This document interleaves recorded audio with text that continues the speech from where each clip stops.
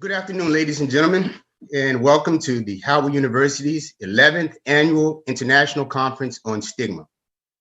I would like to thank our partners, sponsors, speakers, moderators, and most importantly, all of our attendees, both statewide and abroad. I want to also send a shout out to St. Elmo Crawford and his team of technocrats at Digital Conventions for making this virtual platform possible.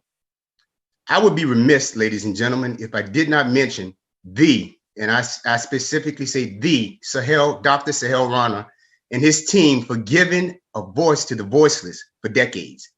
While this is the 11th International Conference on Stigma, Dr. Rana has been an advocate for equity in healthcare for far longer.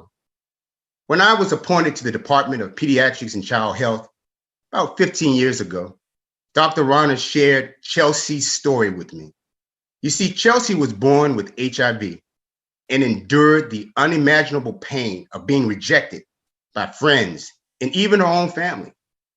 She was subjected to discrimination, marginalization, and most of all, plain stigma. This story convinced me more than 2 decades ago to join this team, and the work that we have done has not been in vain. Today's discussion on this panel will focus on disability stigma and an emphasis on mental health and barriers to the work. We have 2 dynamic and learned speakers who you will hear from shortly. But let's not forget the hot, and I say hot pink elephant in the room, COVID-19. This pandemic has caused havoc in the lives of many people, but most importantly, those who've actually contracted the virus. They are subjected to the same stigma as those suffering from HIV/AIDS, acute health, mental health, mobility, and cognitive disabilities. But before we dive into this panel, I want to introduce a short documentary about addiction, recovery, and homelessness entitled A Letter to Naya, Trauma Under the Bridge, by Sharon Wise, who I believe is with us this afternoon, a native from Chicago, who shares her compelling story about mental illness that cascaded into homelessness, substance abuse, and eventual loss of custody of both of her children. While she has overcome these odds now, and she's now an artist, an advocate, I believe she's a writer now, a scholar, and she also has a master's degree. She teaches and trains in the areas of trauma-informed care and substance abuse prevention. Ladies and gentlemen, please keep an open mind as I call your attention to Sharon's unveiling story, A Letter to Naya.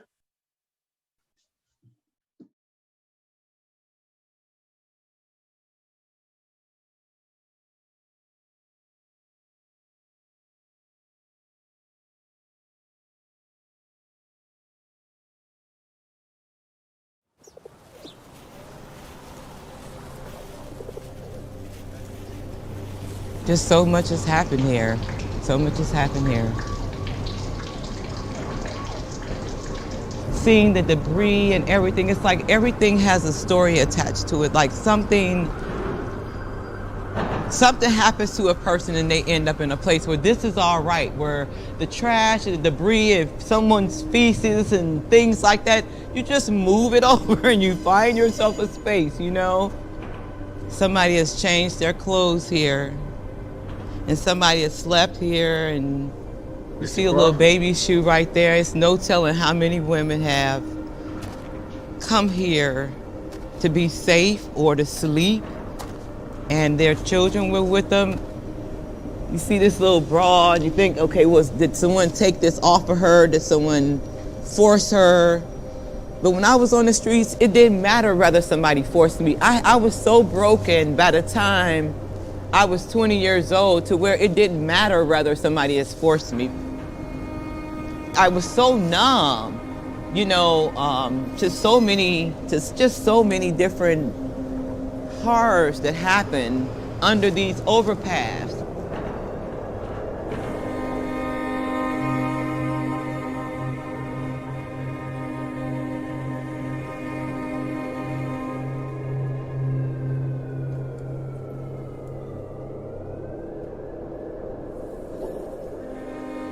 Dear Naya, If you hate me, you should.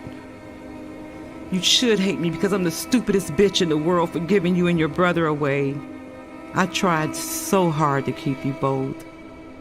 But don't you worry about nothing, baby. God got you and Teddy. I love you so much. I tried so hard to keep y'all, but Mama couldn't. You looked so beautiful before I took you to that church in the snowsuit that I stole from Sears. I only wanted a better life other than this homeless shelter and the Peter Pan bus station for baths. I'm so ashamed. I hope someone kills me for what I've done. I hope God kills me for what I've done. Maybe I'll help him. You know I tried before. Lots of befores. I'm so sorry I left your brother in the hospital, but he's gonna be safe there. I know someone's gonna get him and he's gonna be safe.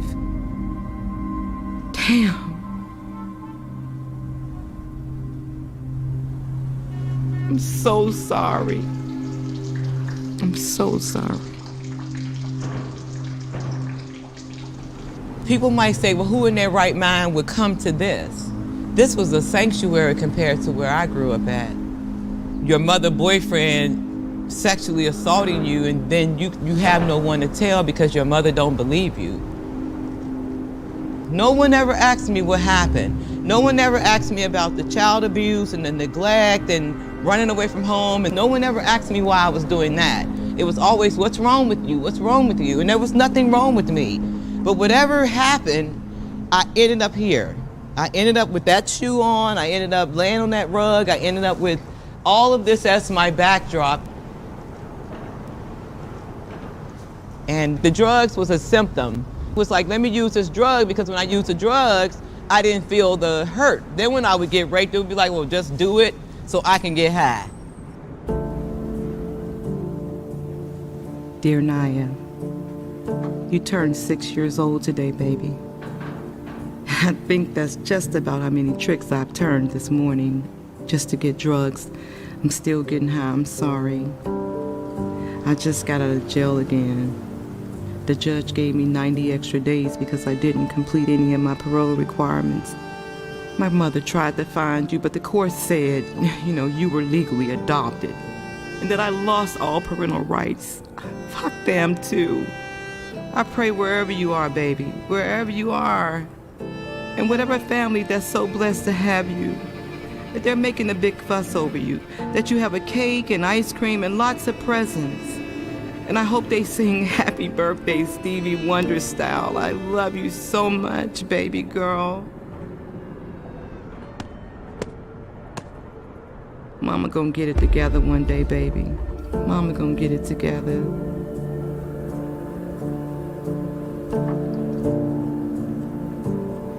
I got locked up in 89, stayed locked up till 90. Somebody asked me what happened. They weren't that, what's wrong? What's wrong with you? What's wrong with you? You gave your kids away. Girl, what's wrong with you? It wasn't that, it was what happened. I got mental health services. Somebody addressed my substance abuse. And before you know it, my mother was getting in touch with me regularly saying, do you want to get your son back? And I said, yeah. I got him back in my life. He was 10, and I got legal custody of him at 15. But my daughter was still gone. Look at the generation. My grandmother wasn't wanted and she had my mother. My mother was the result of a rape, then she had me. She didn't know how to love me, so I gave my kids up. 4 generations of women hurt, broken. Look at everybody that got affected. My children were in foster care because of what happened to my grandmother. And now, hopefully,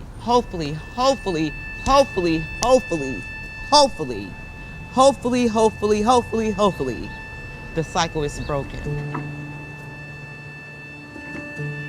Dear Naya, I am one of the most blessed people in the world, girl. Yes, I am one of the most blessed people in the world. I mean, who would have thought that after 26 years we would all be reconnected and reunited? Oh, so much has changed. I have changed. I cannot wait to see you. I mean, I have enjoyed the texting and the emails and the Facebook posts. Baby, you so beautiful. One thing I'll say is that, you won't find a mother that surrendered you. And I want to know all about you. I want to know your favorite color. And I want to know if you're left-handed or right-handed. I want to know if you like cats or dogs. I just want to know everything about you. I hope I don't cry. I've been practicing this, but if I cry when I see you, they are tears of joy. They're tears of love. My whole life has come full circle. I can't wait to meet you, baby.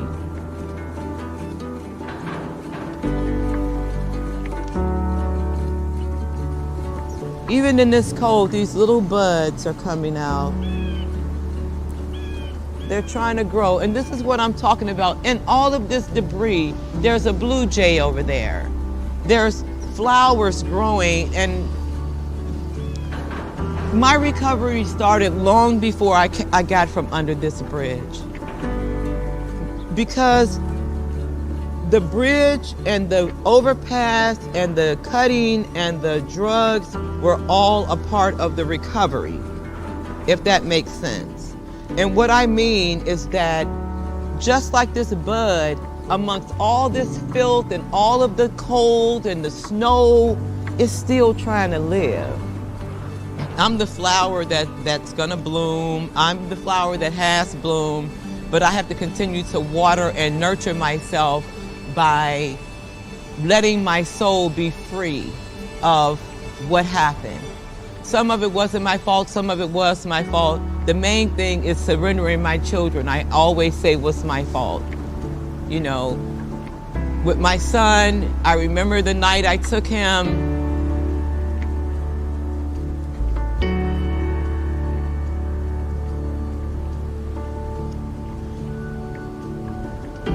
I tried to keep my kids. I tried so hard to keep them.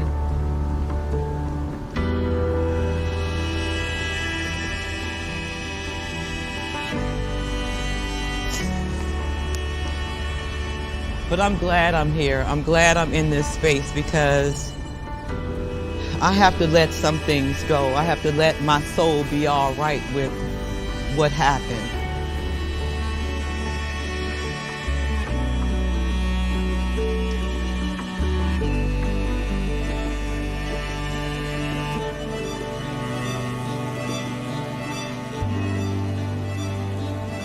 Is me and my daughter relationship perfect? No, not yet. But the operative word is yet.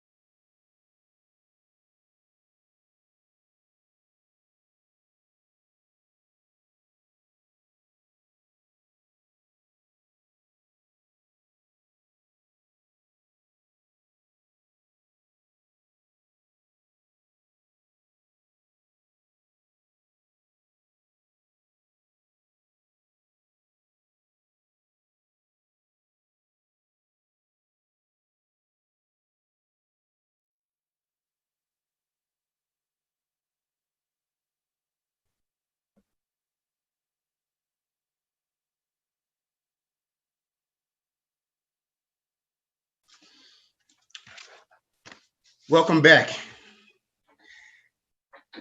Thank you very much for attending this panel. The documentary, I'm sure many of you found it as moving as I did and our panel members did. We want to just remind you that we have a chat box. We are asking you all to be as interactive as possible. We're asking you to place all questions in your chat box. And what I would do is do my very best to kind of compile those questions and pose those questions to both of our panels. But first up, we want to introduce our first speaker, who's going to be providing us with some insight on stigma and how it actually creates barriers to employment. And her name is Camilla Martin Proctor. She's an advocate for disability rights and accommodations. She's a former Obama appointee. She's a mother of 2 beautiful daughters. She's an alumnus of Howard University. Most importantly, she's my neighbor. I've known her for a number of years. Let's welcome Miss Camilla Martin Proctor to the stage. And Miss Proctor or Camilla, I would say, you had this letter, the letter to Naya was moving. And I trust that you saw some of the things that I saw, picked up some of the key points that I picked up there. But let's start off by talking about how stigma in the workplace can actually create barriers to employment and can actually cascade to homelessness. Kind of lead us off with that before you start your presentation. Oh, absolutely. And before I even go there, to thank you and to thank Dr. Rana and to thank Howard University for all the work that they've done around this issue. I've known you for several years. I've known Dr. Rana basically all my life. He met me when I was 13, when I was first diagnosed with idiopathic thermopedic purpura, and he figured it out and basically saved my life. So I'm always happy to come here and to talk about these types of issues, specifically around chronic conditions in the disability community. And it's a pleasure to meet you, Dr. Moody, as well, before we move on too far. And thank you, Ms. Patricia Houston, and our team behind the scenes that have made this come to fruition, because we all know during this time of COVID-19, having these things and having these conversations is critical. With regards to your question, Dr. Powell, how stigma in the disability community and in the workplace can cascade into innumerable amounts of issues. This documentary shows it perfectly. This is what can happen when disability stigma is not addressed. When we turn a blind eye to everything that goes on daily, from the microaggressions to when your employer will not offer you the opportunity to have the opportunity to get a job, to the opportunity to grow within your job. It all based on their, I want to say, misconceptions of what your disability is and how you are actually able to perform in the workplace. So this documentary, forgive me, it was beautiful. It was very touching, and it was a real look at what can happen when we don't have these conversations. To answer your question, did we want to lead on straight into the presentation? Wonderful.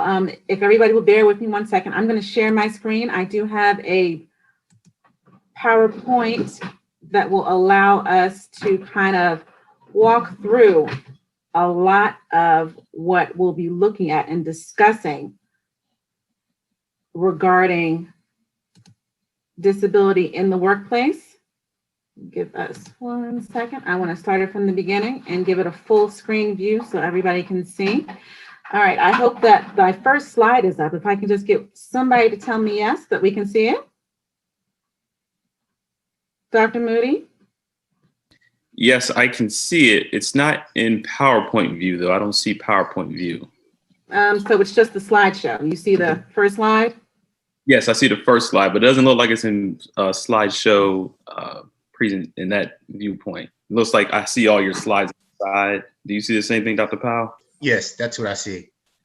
You see it all? Okay, so it's presenting itself as all the slides in format. Okay, well then let's do this as a presentation outline. Let's start from our view format and let's go to slideshow presentation. So it will go to normal. I don't want to go to slide master. Let's go here and see if it will hopefully give us what we're looking for. Has it come up yet, sir? No, you see the icon at the very bottom? It's an icon, the icons at the very bottom of your screen. Not that one. Yes. The next one over. The next one over. Right that here? one. Yeah, that one. Click that one. All right. Let's click that one and see if it moves. See if that gives us what we need. Has that given us the slideshow presentation? It has not. No, it hasn't. You may need to try resharing your screen. If you try to come out and then reshare it, sometimes that helps. I know with Zoom. That'll help refresh it?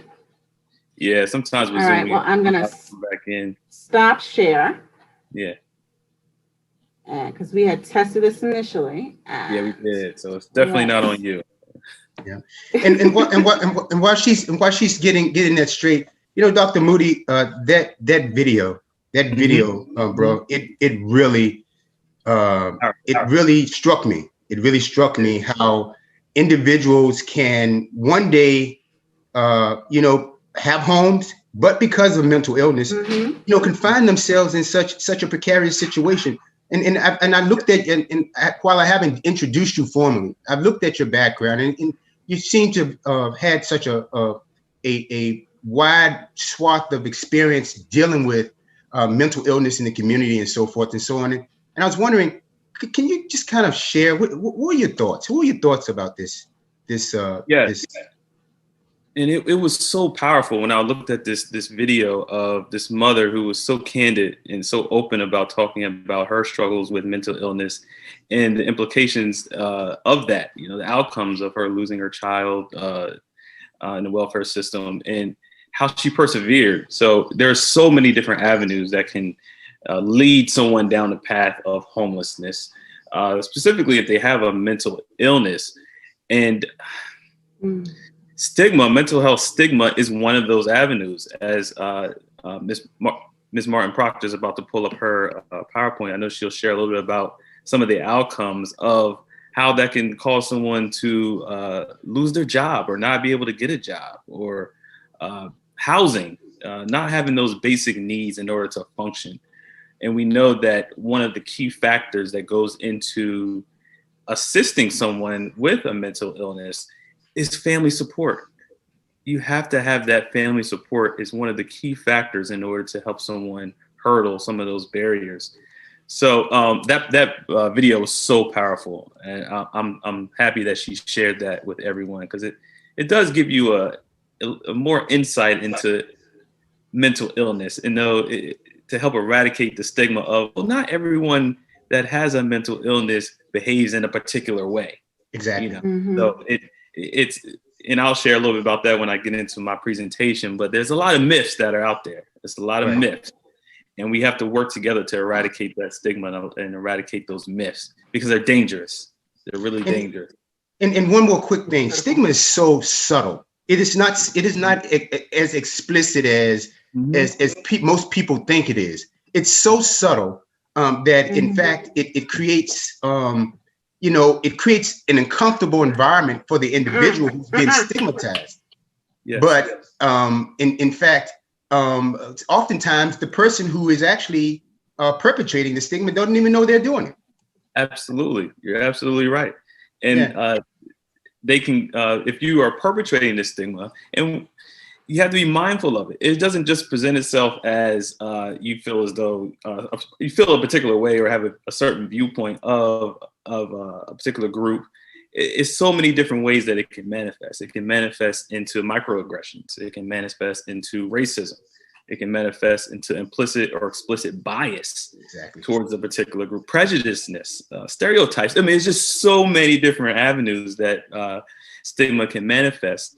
So it's not just one way, and we have to be mindful of our own biases towards a particular group, right? Because they're harmful, they're dangerous, and there's a lot of misinformation out there, and there's a lot of folks who are uneducated about mental illness.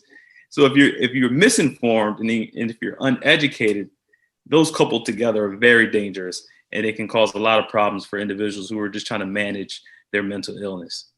And I'm happy that you brought up that whole point of microaggression, because right after the COVID pandemic actually struck, a lot of people were uncertain about what was really going on, because some of the experts didn't know what was going on. But I noticed, I run every morning, and I noticed running down 16th Street, even with the mask on, I noticed people, and sometimes of Caucasian persuasion, moving aside as if I in some way was a carrier. And so I'll have to be fair, even I've met some people of color doing the exact same thing, but much more, I would say more from Caucasians than others. And I just have to be honest about that. And because it was a point during the beginning of the pandemic, when they were saying that African Americans were much more susceptible to it, and that in and of itself kind of created a belief that African Americans, and of course people of Asian cultures were carriers. Culture, right? Yeah, yeah. So, but we're going to get into that. But but Camilla, I see that you have some problems, but don't worry. Did you get the screen is up? It's up. It's not in PowerPoint mode, still but I can. format? Yep, but we can still. I can still see it. You know, and I just encourage you to go ahead and because you can see it too, Dr. Moody, right? Yes, I can see it. So you can go ahead and we'll work through it. It's totally fine. Yep. That's what we have to do in this COVID environment is deal with this technology glitches. Mm-hmm. And we apologize. I think that sometimes you just gotta move with it. Yep. And to all the attendees, we apologize in advance. Go ahead, Ms. Yes, sometimes it's going to work out that way, but I think that the presentation will be very helpful, and it will be available online for everybody that wants to download it. That's available. And just another small apology on our behalf for all of my individuals out there that might be participating that are living with low hearing. Next year, we promise you will have closed captioning and transcript. That is a promise. So I'm going to skip the first two slides just so that we can kind of move through things a little bit judiciously. What we really wanted to look at, just to open up, is the difference between accessible and inclusive. We need to kind of make sure that we are showing that we're not just being ADA compliant, but we're being inclusive, and that your workplace is giving you that message from the moment you walk in. If it's not, then that might be something that you want to address, because they may just not know. You don't always want to come in with the perspective of, well, you guys have this door and it's really not that accessible, because they believe that they put a ramp here and that ramp makes their building accessible, but it doesn't really make it inclusive. So that kind of causes an issue. We also want to be very mindful of making sure that we're doing targeted outreach to every community. There have been issues with regards to reaching out to different populations where the words, the Americans with Disability Act, disability in general have never been mentioned. They've never been invited to the table. So we want to make sure that we're doing a structured outreach to all communities, irregardless of whether you think that community could be affected by a disability or not, because nobody is immune from having a disability. As a matter of fact, one of my stats shows that 1 in 4 people will sometime at one point in their lifetime misuse some sort of substance, which will then invite them into the umbrella of the disability community under the Americans with Disability Act. So today I'm really kind of here to talk about employment and disability stigma and what that looks like overall for everybody. So when we look at employment, what does that really mean? In US of A, it means capitalism. We always have to remember that employment is not an entitlement. It is something that is earned. And we cannot presume that employers and coworkers are going to be welcoming of anybody that comes in, because it always feels like it's a competition.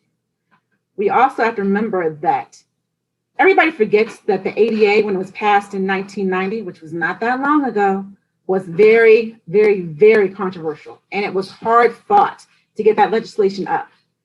People didn't want it. They wanted individuals with disabilities to remain in segregated communities and sheltered workplaces under guardianship, for lack of a better word. And that is very harmful. And that is a history that we still have to deal with and work through. And it's part of the system that was put in place. You will still see people in sheltered work programs and still working for below minimum wage if you're living with a disability, because people feel that that is the appropriate thing to do, because historically that is what was done. But we don't want to look back anymore. We want to move forward, especially with the new accessibility that has been put in place with everybody being able to work from home. Well, one quick question, Miss Proctor. Yes, sir. Could you because you did a very good job in terms of just talking about the difference between accessibility and inclusiveness, because that's important. And another question too, are you advancing your slides? Because we're still on the first slide too. Are you still on the first slide? Oh my goodness. And yes, I am advancing my slides, but I'm going to go back here and see. Let's see, because if you haven't, it may work if you take it out of your presentation mode and just sort of advance it that way, just because we see something different from what you see. Exactly. Yep, just like that. It may work best to just, yep. Okay, so what can we see? Can we see now? I can see now. Yep. All right, so we were, excellent, okay. So we were talking with regards to ADA compliance and inclusiveness. This infographic, what I like to call it, really shows that, whereas they're ADA compliant, they are. The business office on the left-hand side, they have a ramp, their door is accessible, but that is not inclusive. That ramp is blocked by bikes, it might be on a steep incline, whereas the building or the office on the right-hand side has a flat entrance into their building and they have an automatic door. That's what inclusivity looks like. It's not me trying to fight to get to work. Who wants to fight to get to work? It's me being welcomed into a building with a door that's going to open for me on a flat surface. We also talked briefly with regards to targeted outreach to different communities. Our foundation hosts something every year at different events. And what I found most exciting is when we were invited to Pride.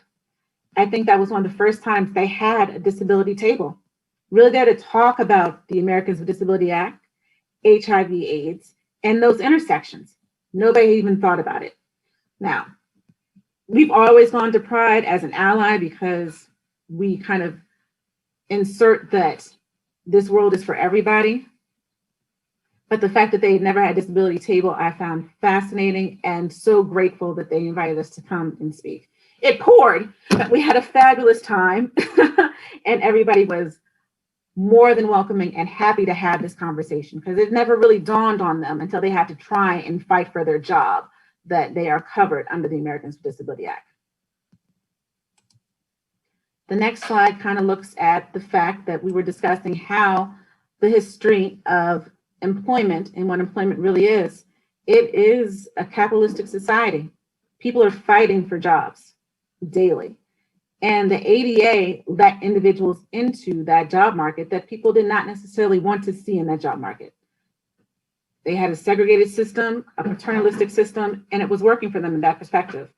And opening those doors and giving people equal access and opportunity to the same type of employment as everybody else was a controversial thing to do, and still is to a certain extent. Fighting for accommodations is still very real. Fighting for those interviews is still very real.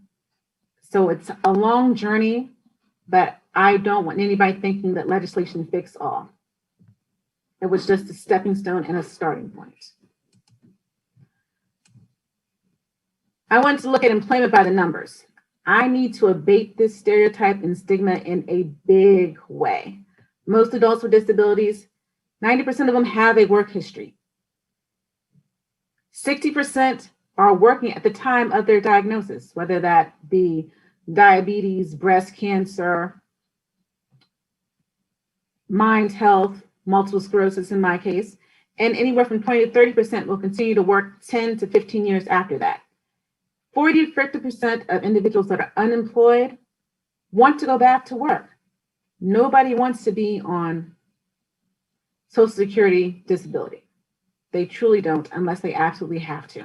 There was a social media campaign that we did in 2015 called I Want to Work. And that's just a picture of me and another advocate in the community putting that out there, that this stereotype that individuals with disabilities don't want to work and or living with mental or mind health issues don't want to work is just that, a stereotype and a stigma, and it is abating our ability to become employed. You want to take a look at how we're going to ditch the disability stigma.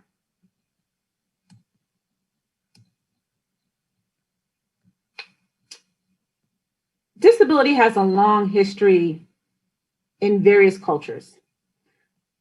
They consider it to be a curse. They consider it to be something that was a disease. You could remember back when HIV was first discovered or diagnosed, they called it the gay flu. For the longest time, those types of stigmas were beginning to abate individuals with chronic conditions and disabilities from receiving employment, just simply based on that. You also work from the perspective or the stigma that individuals with disabilities are dependent, that they're helpless, and that they will not contribute to the workforce. Those are the types of things that we need to ditch. We need to stop thinking like that. We need to stop letting the social media and the images that are out here tell us that. That is not the case. It is not a curse. You are not helpless. You are not dependent. And we don't want anybody thinking in that mindset any longer. This is just a funny kind of graphic that I like to show. When you are fighting for employment, you will see that individuals will go into a job interview and it may be a little different from everybody else's. You might feel like it's a little bit more scrutinized, and yes, and of course, that is against several rules, regulations, and legislation, but it happens all the time. We just have to be aware of it, not only as employers, but as employees. And what are we going to do to address that? We stay mindful, we stay hopeful, we stay polite. We may point out that, you know, sir, I'm sorry, I don't think you can really ask me that question, but I can tell you how I can succeed in this position, irregardless of the fact that I may have to take an insulin shot twice a day. Those are the kind of answers that you can give back.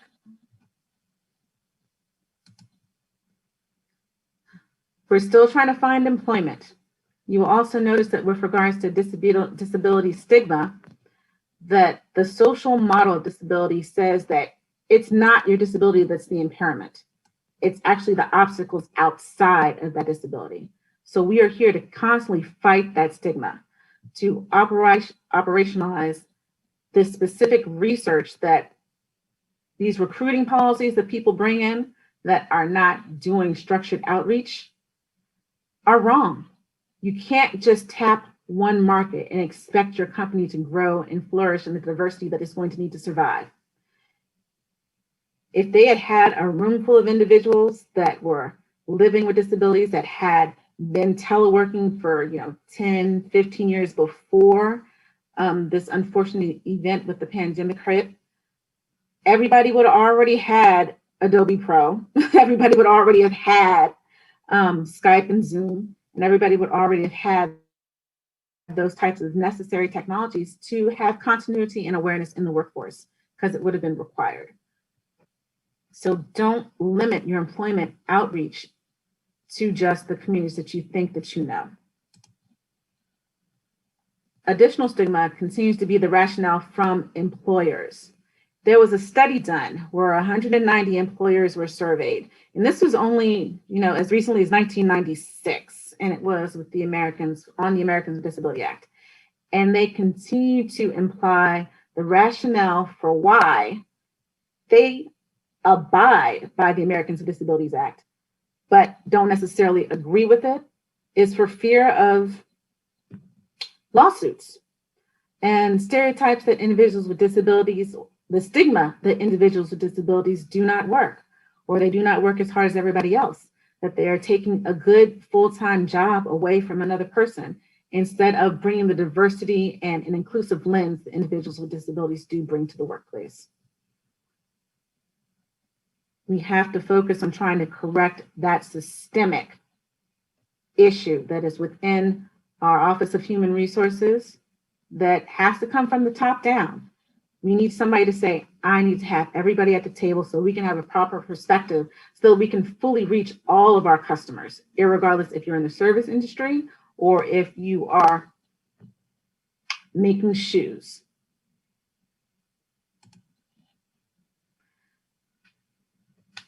So let's skip ahead and say, all right, we have figured out how to get employed. We have figured out how to structure a system that at a bare minimum allows people to have targeted and tailored outreach to individual communities. I do believe that Schedule A within the federal government has been helpful with regards to abating some of the technology issues that are faced when going onto the job websites to apply for employment, allowing individuals to just submit their resume, has been very helpful in trying to abate that issue of accessible employment from the beginning. But then once we get the job, we are dealing with disability stigma in the workplace. Your employer or your supervisor may not give you those assignments that allow you advancement. You may be relegated to those assignments that are always off-site. They say, Nancy, can you just go run to get the stats from the other office? Or Nancy, can you please make sure that you get the coffee? Or Joe, you know, it would be so helpful for us if you would just make the copies today when you're not asked to sit at the table and offer your opinion and give your best self at your job.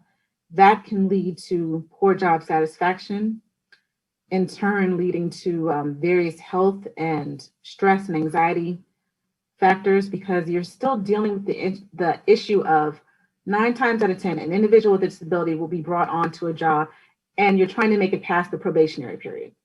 The best way to try and make it past the probationary period is to make sure that you can show that you're contributing in a real way to that position and to that company. If they're not giving you the opportunity to do so due to their stigma of you having this disability, then you can always have one eye over your shoulder to figure out if you're going to be the first to be let go because you haven't been given that opportunity. This in turn leads to reduced longevity in employment and high turnover, specifically in the disability community, due to the stigma that our talents are not seen because we're still abating those stereotypes on a daily basis. I like this because opportunity is everything. When you go into a job, you want to have that continuum and advancement. These are some of the key things that an employer can do and that an employee can ask for. You want to have those workplace flexibilities. Have them address that. It will make you better. You want to have the opportunity to have intersecting responsibilities. Offer your opinion on whether or not their website is accessible. They may not have even thought about it from that perspective. Or say, you know what, I have a completely different client base that you haven't reached out to. Gallaudet is down the street. Wouldn't it be wonderful for us to do a targeted outreach program in that community, bring on a whole new set of individuals? You're going to have to figure out how to make your opportunity and then also show your employer that it was a gap in their thought process due to the stigma that comes from internally and also comes from the environment that we're currently in, saying that individuals won't necessarily be able to perform in a way that they feel they should be able to perform. We have to understand and address this in the workplace in a real way and an overarching way. It has to be a partnership in the space that it has to be the employer and the employee. It can't always be one or the other. You have to be able to have that help and you have to be able to offer solutions. Legislation came through in 1963. It was the Community Mental Health Act, opening the doors for individuals with mental health, mind health disorders into employment. I'm always wary with regards to legislation because it always seems more reactive than proactive.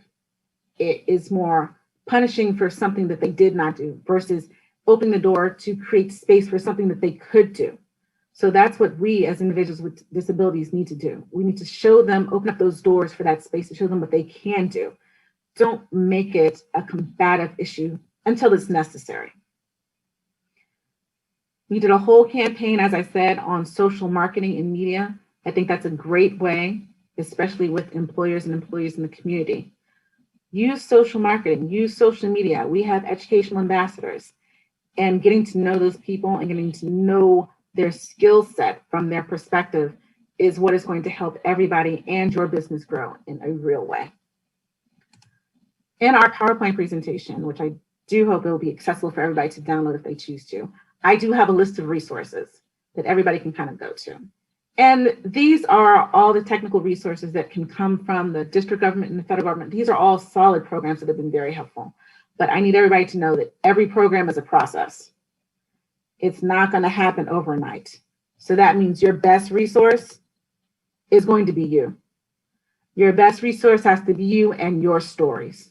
You have to be able to understand that a skill can be learned. I can teach you how to play the piano, but a talent is a natural ability, and you have that.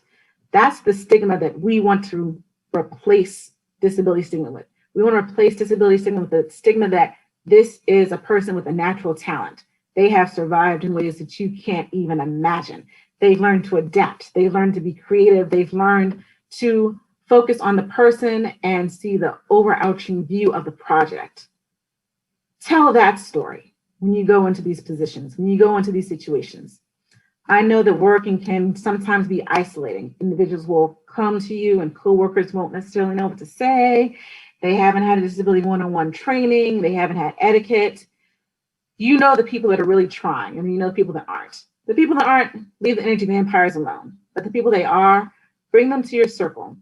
Let them know and tell your story. Express your talents. You have something to contribute and to bring to the job.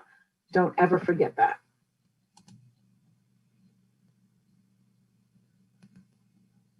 I also want us to not forget that there is a whole other economy out there. I think it gets left unsaid that entrepreneurship can be something individuals with disabilities and chronic conditions should take a real look at. What do the kids say? Everybody needs a side hustle? Yes, everybody needs a side hustle. And these companies are hungry for individuals that want to side hustle.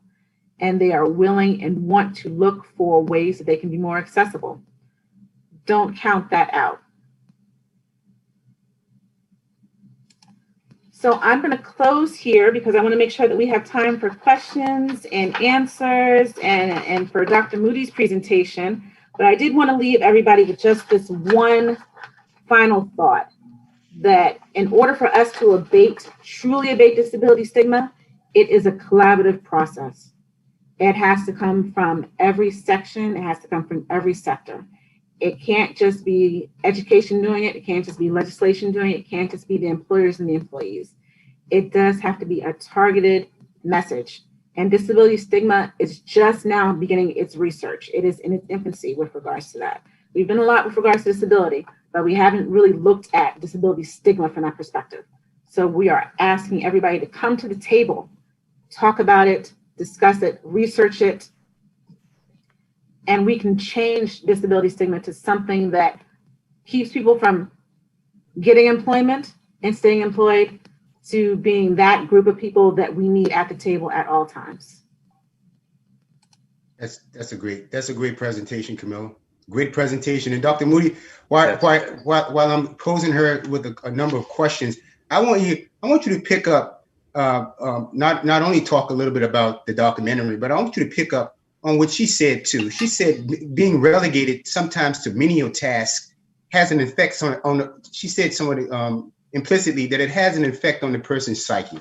Now I know as a clinician, self-esteem and depression. So start thinking about that, because I want you to use that as your leading question. But Camille, you mentioned accessibility and inclusiveness aren't always equal. And so being included is not necessarily in always, just because they're said you're, for example, having a ramp, being able to have access to the building, doesn't necessarily mean that once you get inside the building that you're included at the table. Exactly.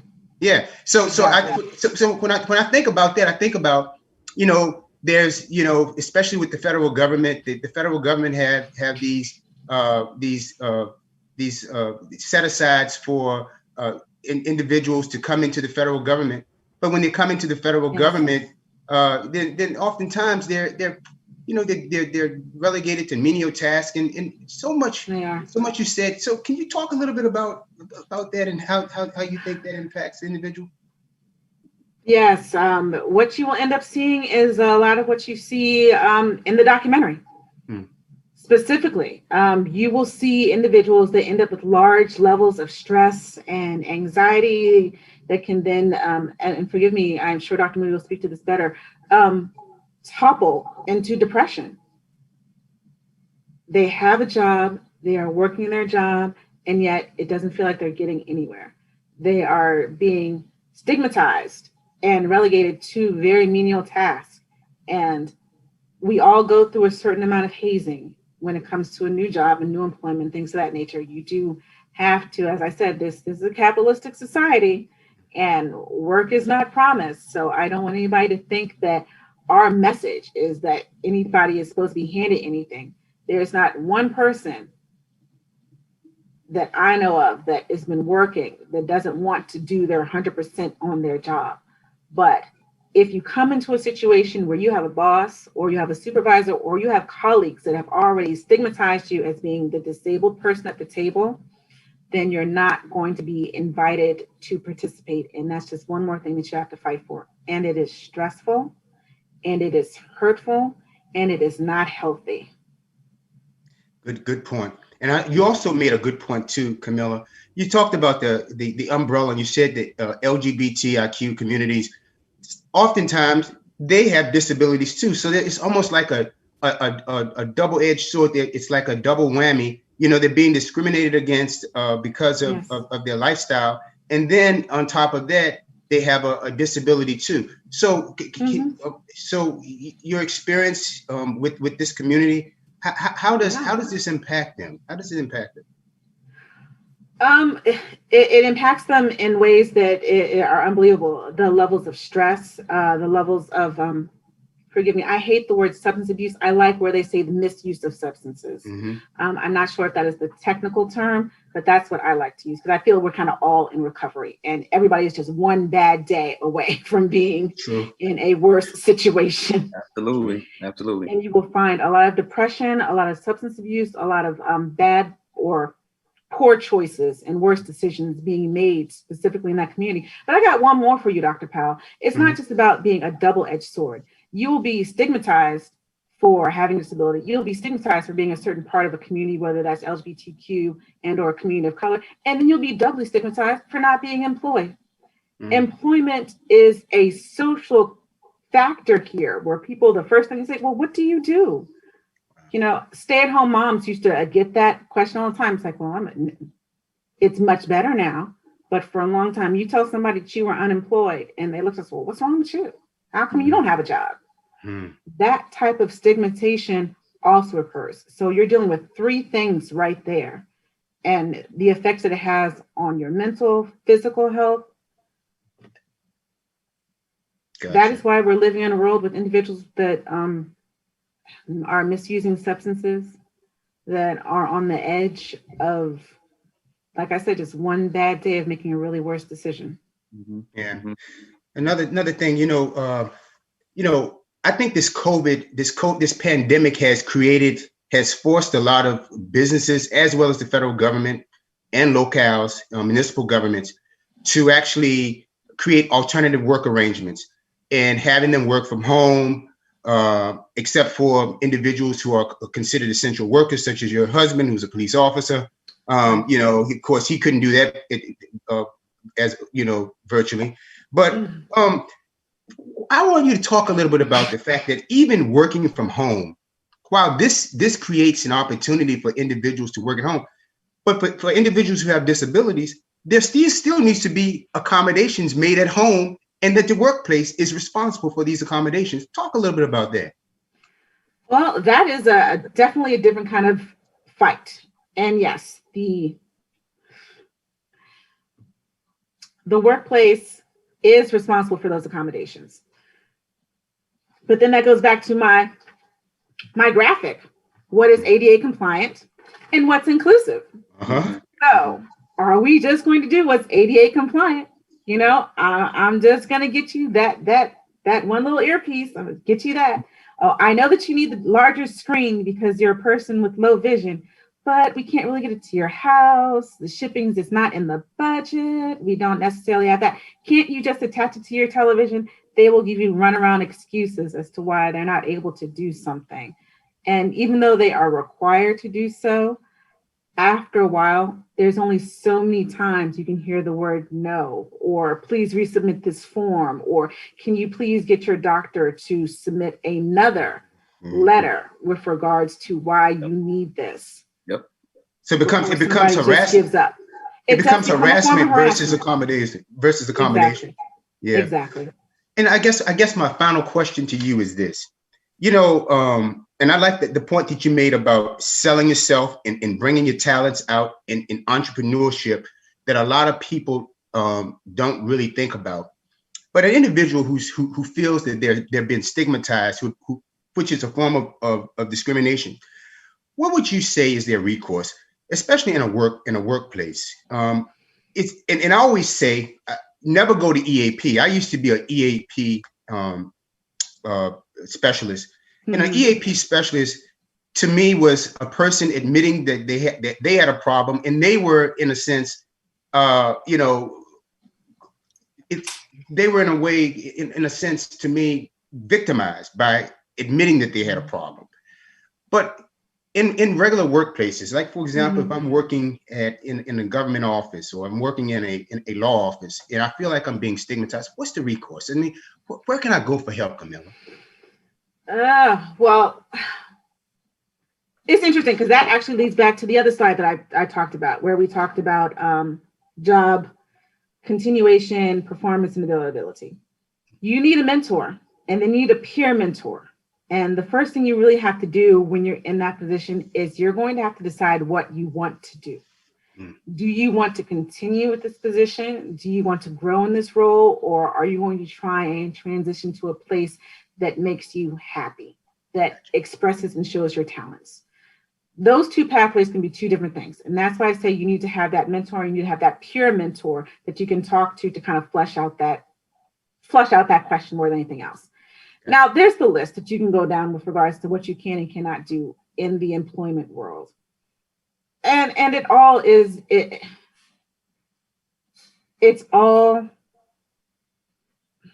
can all have varying levels of results. We have the EAP is great. JAN, the Job Accommodations Network, is great. The EEOC, to a certain extent, is great as well. They are all very helpful. But big picture, what is that going to give you? And how much stress can your body take? If you're already living with a chronic condition, if you're already living with disability, how much stress, additional stress, can one deal with regards to trying to fight to get the accommodation they need? At what point do you just break down and be like, you know what, I'm just gonna go buy my own headphones. Don't worry about it. and just say, you know what, I'm just gonna take this little bit of loss right here to maintain my mental health and lower my anxiety level. Because you still have to prove that you can do this job, irregardless of whether they gave you the accommodation to do it or not. Gotcha. And that's the double-edged sword of it all. Well, thank you very much. Thank you very much, Camilla. Thank you very much for your presentation and your expertise. And next on deck is Dr. Kendall Moody. Dr. Moody will be talking about mental health and stigma. He's an assistant professor at Howard University School of Social Work. His research focuses on health-related quality of life of children and adolescents with chronic illnesses. He consults with local community mental health agencies. Over a decade of experience working with children or childhood trauma, youth in the foster care system, as well as individuals suffering from physical and mental illnesses. He is a manuscript reviewer for the Journal of Nephrology, Social Work. He has a lot. Read his bio because it's extensive, but let's welcome Dr. Kendall Moody to the stage. And Dr. Moody, you have the stage, brother. Thank you. I appreciate that. First, I want to say I really enjoyed Ms. Martin Proctor, your presentation. The umbrella slide with all the different disabilities under that resonated with me because I'm a sickle cell researcher. And so sickle cell is underneath that, and just helping everyone see, what falls under that umbrella of disabilities. Maybe they just didn't know. They didn't know. So I found that to be really impactful. So thank you for that, Dr. Powell. So yes, thank you.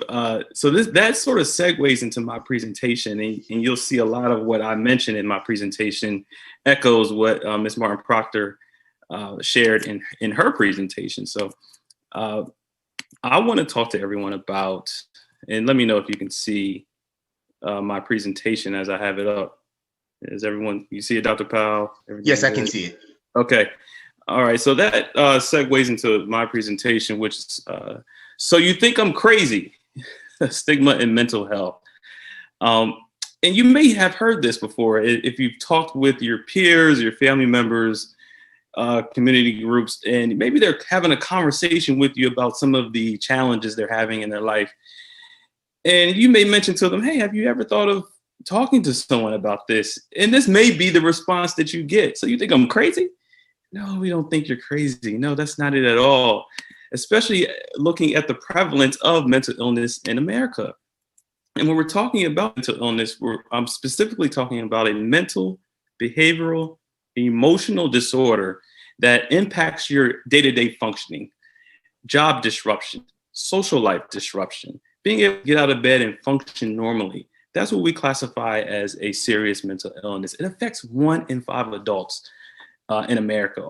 46 million people, 46 million adults specifically are impacted by mental illness, yet we still do not feel comfortable discussing it amongst one another. And as we further synthesize it, we can see that major depressive disorder, one of the most common forms of mental illness that we see, along with anxiety disorders and stress disorders. So we see it affects millions of people in the United States, millions of adults in the United States, and we still just do not feel comfortable talking about this. However, it's also impacting our children. We see millions of children are diagnosed with ADHD, are struggling with behavioral issues, anxiety, depression, and they're being diagnosed at young ages. As you can see, the youngest on this slide is 2 years old diagnosed. So it's a generational trauma that's impacting not only the adults, but also our children, yet we still do not feel comfortable talking about it amongst one another. And that leads us to stigma. So what is stigma? And I like to use the definition by the President's Commission on Mental Health, which says stigma is a cluster of negative attitudes and beliefs. And this is the key word here, motivates. It motivates the general public to fear, reject, avoid, and discriminate against people with mental illness. So you have this negative attitude that has the power to shift an entire population into one direction or the other. That's really powerful. It's really impactful. So that's what we use to identify what is stigma. And we see that the attention that stigma has garnered over the years is increasing. You can see here from this slide a steady uptick in the number of research articles that are stigma related, from 36 in 2004 all the way up to 162 in 2014. So we see that there's a lot more attention that's being paid on stigma related issues. And it's well worth it. It's well worth it. Based on these articles, we know that when we begin to conceptualize mental health stigma, they fall into different categories. Stereotypes. So a negative belief about a particular group. Prejudice.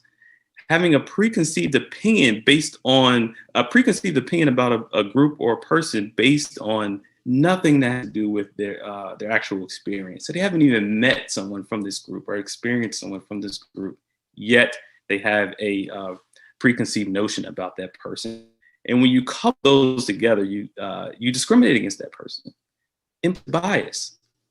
When you have a viewpoint of a particular person or a community or a group, and then you meet that person from that group, you will treat that person based on how you view them. So if you have a negative viewpoint of someone with mental illness and you come across someone, chances are you will discriminate against that person. That's a problem. That's a problem. Looking at this chart, and we can break this down as opposed to on the left, we see from the perspective of the stigmatizer, the person who is stigmatizing against someone else. And on the right, you see from the perspective of the stigmatized, the person who's being stigmatized against.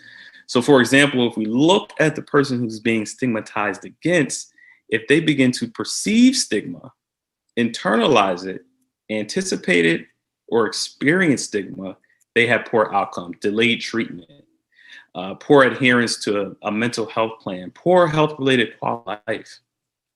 These are all negative outcomes based on stigma. Also, they may have increased symptom severity, decreased treatment-seeking behavior. So if you have increased symptom severity, plus you're not seeking out treatment, you're not adhering to the treatment that you sought out, then that is a recipe for poor quality of life and poor outcomes. not only does it affect the person who's being stigmatized against or the stigmatizer, but if you are, let's say, responsible for renting to a particular group or person, and you know that person has a mental illness, chances are you will not, if you have a negative viewpoint of mental illness, chances are you will not rent to that person.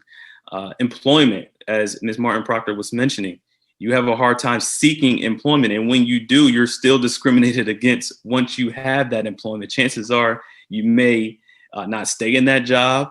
You may choose to leave that job, or you may just have to, you sort of suffer in a way of managing your own mental health going to that job. So we see that there are poor outcomes even when you gain employment. In medical care, we know that individuals who do suffer from or struggle with managing mental illness have poor outcomes in regards to their medical care. So that's really profound, but it not only affects individuals of a particular group. Oh, that's over there. It's not impacting me. I'm a good person. No, it is impacting you. When we look at the total cost, and I think now total healthcare costs are up in the trillions of dollars. We see the cost that we spent on mental illness in 2013, $200 billion. That's up from $147 billion in 1990. And when we look at untreated mental illness, it is estimated to cost the nation upwards of $300 billion. So it's impacting not only, oh, it's over there. No, it's impacting the nation as a whole. So it's something that we really must pay closer attention to eradicate this stigma. Now, I say all that, but I also want to give some good news. Okay, there are some trends in a positive direction. Between the years of 1950 and 2000, the study showed that the public is becoming a little bit more sophisticated and open to disclosure, recognition, and response to mental health problems. Most adults, upwards of 80%, agree that mental illness treatment is effective. So we're starting to see trends in the positive direction. 87% of American adults agree that having mental health disorder is nothing to be ashamed of. That's really good. 86% of American adults said that they believe people with mental health disorders can get better. So we are starting to see some indication that the public is moving towards a better viewpoint of mental illness. So that's good. And I think it's also important that we have people with influence start to talk about it, normalize it. And as you can see here, Charlamagne the Guy, radio personality, he talks openly about having anxiety. Chrissy Teigen, Dwayne "The Rock" Johnson, they talk openly about their bouts with depression. And that's really important as they have influence and as hopefully we begin to normalize these conversations around mental illness, that'll help to eradicate the stigma that's around it. However, now I say all that with caution because we still have work to do. From the American Psychological Association, there's a report came out and it showed 33% of people agree that people with mental health disorders scared them. 39% agree that they would view someone differently if they knew that person had a mental health disorder. And 33% did not even consider anxiety to be a mental illness. Moreover, 30% of the people said that they would keep quiet about the cause of death if their own loved one died by suicide. So when you read that, you see, okay, there's shame there. So, but should it be shame there? That's the question you ask. And then 63% agree with the notion that suicide is a selfish act, and that could not be further from the truth. If you hearing it first from me, that could not be further from the truth. So again, we're starting to see trends in the positive direction, but we still have some ways to go. Okay, looking at gender differences, we notice that men have less of a positive attitude about seeking mental health services than women. Women tend to be more likely to, or less likely to endorse stigma. So that makes them more likely to readily seek out treatment. So that's some of the gender differences. Cultural considerations, and I'm going through this quickly because I want time for questions, but cultural considerations. So when we look at different cultural groups and how they are impacted by stigma, there's still some disagreement there. And that just has to do with the way that stigma manifests, as I was talking about earlier. It can manifest into racism. It can manifest into microaggressions, implicit, explicit bias. And as Ms. Martin Proctor was talking about earlier in her presentation, the different ways that stigma can present itself, it can cause you to lose employment. It can cause you to have bouts of depression. And because there are so many different ways that it can manifest, researchers are finding it hard to pinpoint, okay, how does this impact a particular racial group? Now, I say that there are mixed reviews. However, there are articles that talk about this disparity. And it shows that people of color, particularly African Americans, do feel stigma differently than their white counterparts. And these are some of the research that's out there that shows that non-white research participants were more likely to endure stigma than their white counterparts. African American college students tend to have a greater mental health stigma than their European American counterparts. So we are noticing that there is difference, but it's just hard to pinpoint due to the different ways, as I mentioned, that stigma can present itself. Age differences. Now, millennials are they the anxious generation or are they the therapy generation? Which one is it? And we look at the younger generation based on research, it may be, as you think of it, they tend to be more open to talking about mental health opposed to the older generation, But, the difference is, even though they are more open to talking about it, they still struggle the most with it. So as you can see here, the Generation Z, as they're coming up, they really struggle with mental illness more so than any other generation that has come through. And that some argue that it could be their interaction with social media. They have more access to all these different avenues of bullying and low self-esteem, comparing themselves to others, on these social media platforms.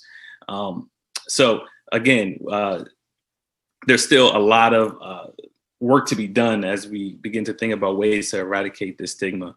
Even though the younger generation is talking more about it, we still have some ways to go to getting them access to the services that they need.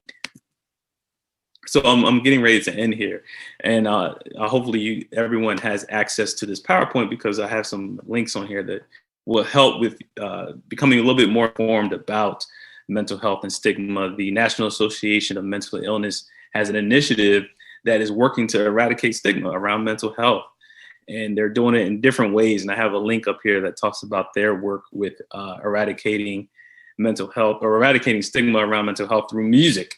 And they're using music through that initiative. So hopefully everyone has time to do a little bit of research.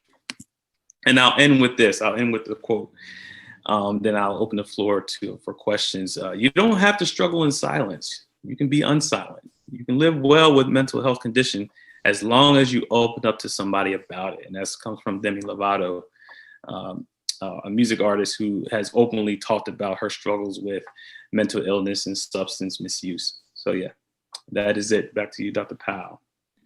That's an excellent presentation, bro. Thank you very much. And I like the fact that you talked about the influencers, because the influencers in and of themselves are the ones who can put I think a nail in this stigma. You move this whole thing of people are ashamed, they're afraid to speak up. And so, but I want to just jump back up, because you mentioned, you had one slide that talked about the increase in stigma research articles. Yeah, I participated in a stigma research study with in the Department of Pediatrics with Dr. Rana. Mm-hmm. And it was difficult to find, when you're actually doing the paper, it was difficult to try to find some articles to even do your lit review. So tell me, what do you think is the cause of why we don't have? Well, I guess the question I'm trying to articulate here is, what do you think the barrier is, that in terms of why we don't have enough research articles out there on stigma? What do you think the problem is?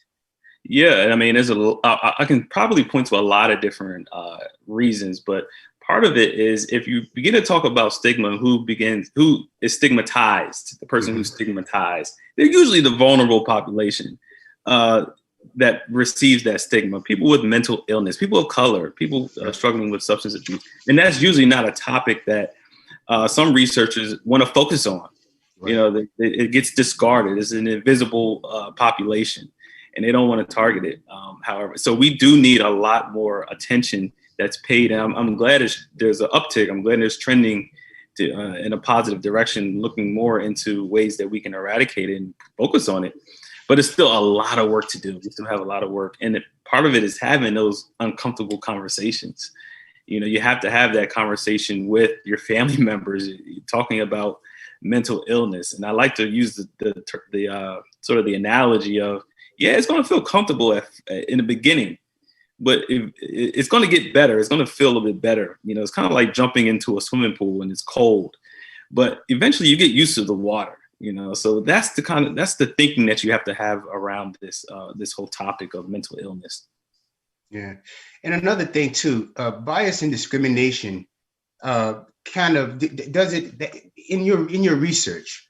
Have you found that bias and discrimination or stigma decreases, especially in and around the area of mental health, when a person has a family member who has a mental illness? You understand what I'm saying? I guess this goes back to the whole thing about influences. If I know someone who has a mental illness, I'm less likely to stigmatize another person because I'm familiar with it. It makes sense. Have you come across any research that suggests that just experience, I shouldn't say experience, but just knowledge of mental health itself in itself decreases the instances of stigma? Yes, and that's a good question. So what happens is, and you'll see in some of these research articles, they talk about protective factors, ways in which that sort of go against the notion or the development of stigma. And one of those is becoming familiar, or if you have someone in your family or a close friend that has experienced or has been diagnosed with a mental illness, you do have a better understanding of what it looks like. Yeah. Because most of the time when you do not, with the fear that I was talking about, the discrimination and the rejection comes from misinformation and uneducated ignorance. You don't know anything about it, you know. So a lot of times you'll see in the media, there's an act of someone doing something dangerous, and they say, oh, they had post-traumatic stress disorder, or they struggle with bipolar disorder. So if you have very limited experience with post-traumatic stress disorder and bipolar disorder, you're going to associate what you see in the media with, you're going to generalize it to the larger public. And that couldn't be further from the truth, you know? So we have to watch where we get our information. And then we have to also seek out information from the appropriate resources to answer your question. Yeah. Yeah. And in another slide, I like that slide that you had where you talked about perceived stigma and then how the person internalizes it and so forth. You know, that in and of itself speaks to why people who with HIV/AIDS don't seek treatment. Yeah. Because if they walk into a doctor's office and when they first walk into the doctor's office, the nurse and the doctor or the front office staff is actually discriminating against them. And then when they go into the back room, the doctor refuses to put their hands on them from fear of they're going to actually contract the disease, which in fact, it's almost impossible. I would say impossible to contract the virus by just touching a person. Yeah, it's just impossible. Yeah, absolutely. Yeah, yes. So this is why we have such a high spike in I believe in some of our HIV/AIDS communities, because people don't seek treatment because they fear the shame and the blame and so forth and so on. But that also has a impact on individuals with mental illnesses too.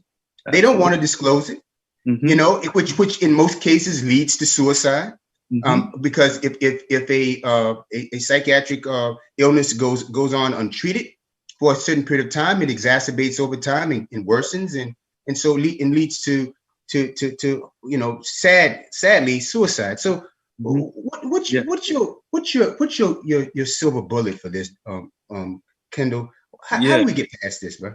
Yeah, and you touched on it accurately. So when we don't talk about it enough, and oftentimes you'll see someone in the media or someone famous has committed suicide, you're like, wow, I didn't even know they were struggling with, or maybe a family member. It doesn't have to be someone you don't know. A family member may complete suicide, and I didn't even know they were struggling with anything. I mean, that happens so often because we're not having conversations. We don't feel comfortable using our support system. We don't. And sort of the silver bullet is we have to get comfortable. We have to be comfortable with having conversations about how we're feeling. If you don't feel comfortable using the word anxiety or depression, don't use it. Just stick to what you're feeling. Hey, I had trouble getting out of bed this morning. Man, I've noticed I'm not even really eating or sleeping like that. So really just being comfortable and having those conversations about what's going on with you personally and using your support system. That's what it's there for. It's used for support. So if you can't lean on your support system, then you need a new support system. Exactly. You need to find something. So reach out, because I would say that is the number one, I'm thinking of the word here, predictor or protective factor is having that family support or having some sort of support system, resources. You can't go through this alone. It's almost impossible to go through things alone when you're struggling with mental illness. So it's important to reach out to folks having that support system and using that support system.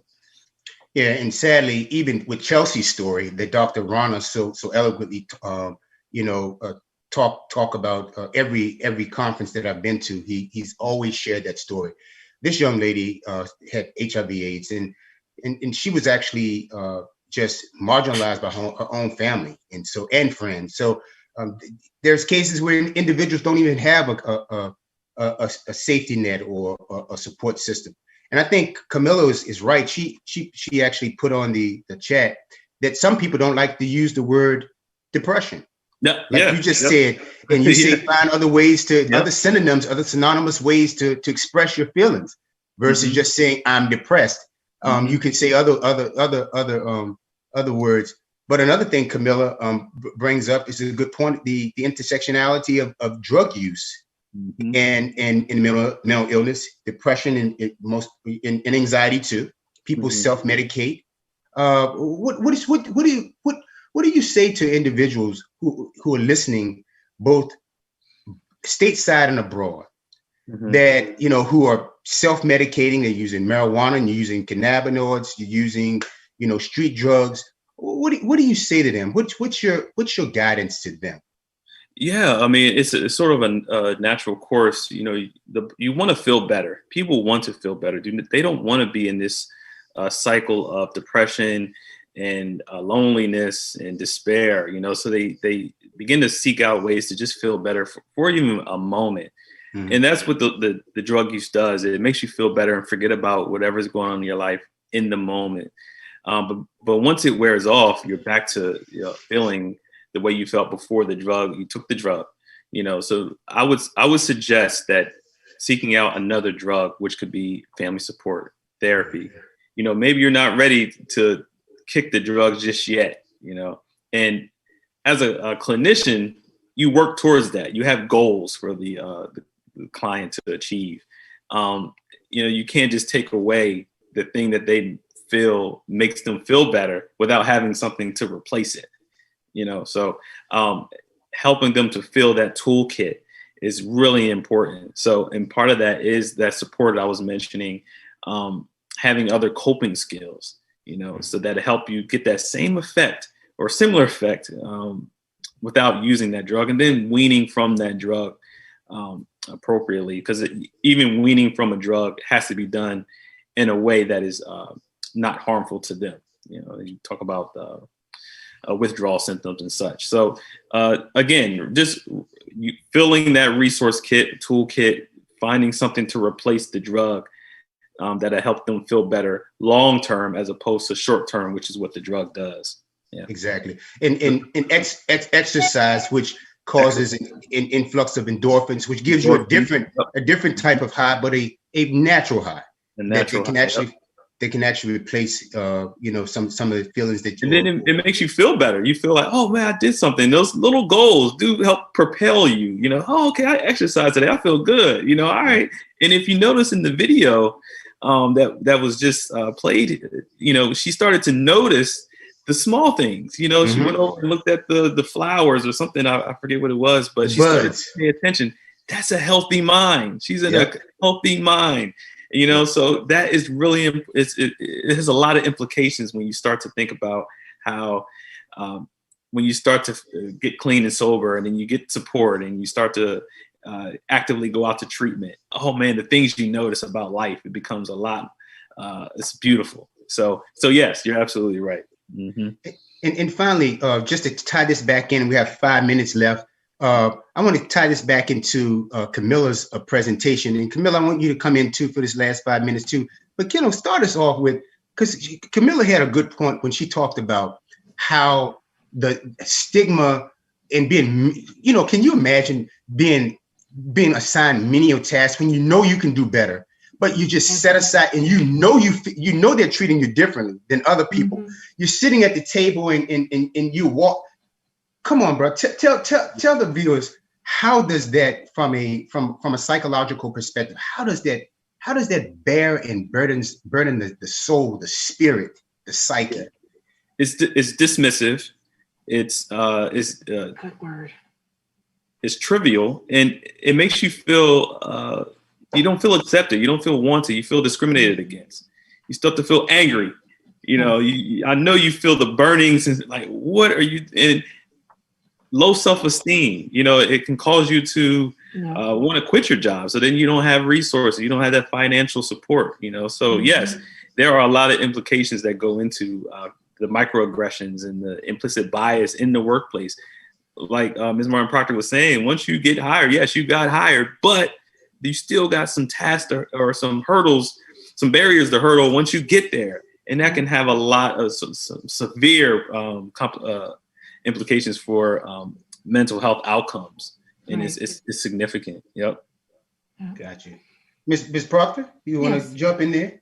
No, I just want to thank Dr. Moody, because that's exactly what happens. There are obstacles, and you laid out very nicely. I love the word dismissive. Yes, it is extraordinarily dismissive with several of my peer mentors that, I've worked with, that I've talked to in round sessions like this. But replacing that with, keeping focused on the other things, those small tasks. I saw this little movie called Brittany Ran a Marathon. She just ran 1 block. Sometimes just run that 1 block. Mm-hmm. Yeah. Mm-hmm. Absolutely. There you go. So, Dr. Moody, tell me, what is your next step in terms of just how you're moving towards, making a difference in as it relates to just eradicating stigma? What are your next steps? Yeah, absolutely. It's a good question. So as I mentioned earlier, my research area is sickle cell disease, which is another group that is stigmatized against. They're often called drug seekers. They're called lazy, or, they get a lot of discriminated against in emergency rooms. And at the pharmacy. They can't even get their medication. Absolutely. I understand. Yes. Yeah. So I'm a part of a support group with the Sickle Cell Association in the National Capital Area, which is DC.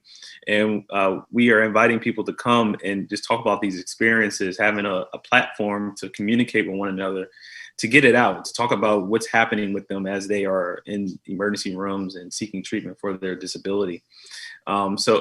And doing that also opens the avenue for talking about mental health, because having been diagnosed with sickle cell disease, oftentimes the comorbidity is mental illness. So that's my focus, and I really focus on that population. One, because it's such a vulnerable population that affects mostly African Americans.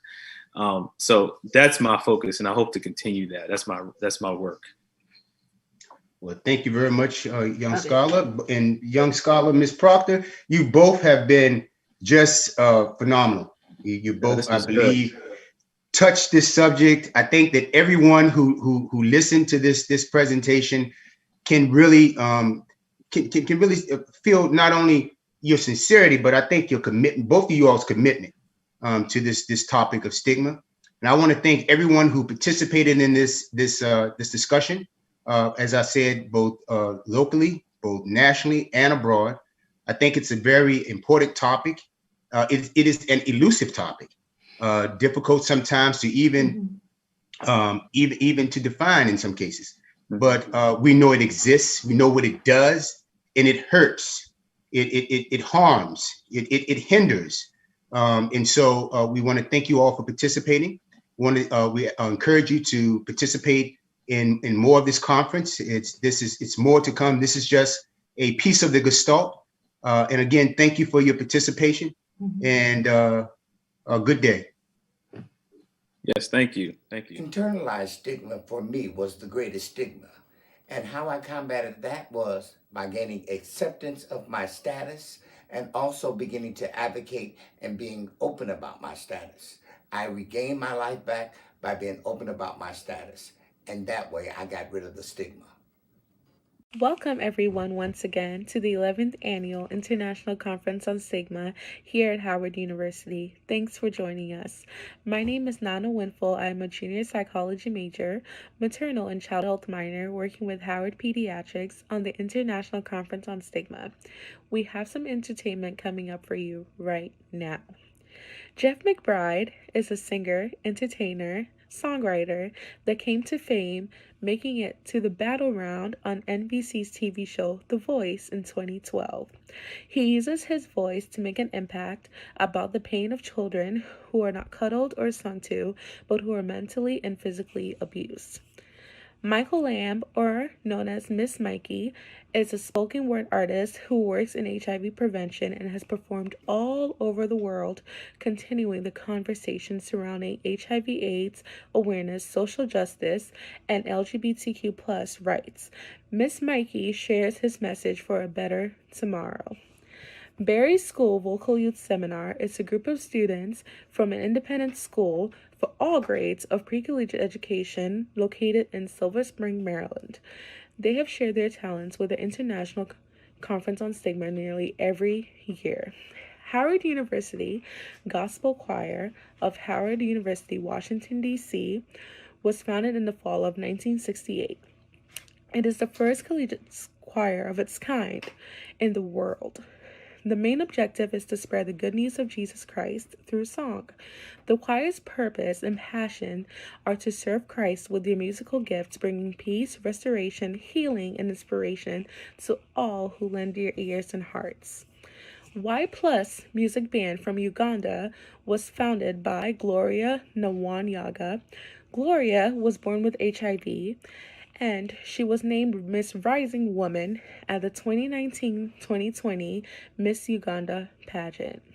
The actual name of the band is Young Positives Music Band because the 13 members are infected or affected by HIV. The inspiration of the 8-month-old band is to fight stigma and discrimination, ensure zero new HIV infections, and zero AIDS-related deaths. I would like to thank these individuals and groups for joining us and ensuring the success of this conference, especially during this time. Again, thank you for joining us, and we hope you enjoy the entertainment portion of this conference. Have a blessed day. Hi, I'm Nazua Tina. I have sickle cell and HIV. Stigma has really affected me personally because I reached a time where I didn't want to go for my medication in fear that what will people say if they see me picking the medicine. I also got stigma in a relationship where I feared what would a man say, having two chronic diseases. It's not easy. Then there is also fear, stigma in the family, which causes self-stigma. You start thinking you caused this for yourself. But I'm fighting the stigma, I'm living, and I'm happy right now. Thank you.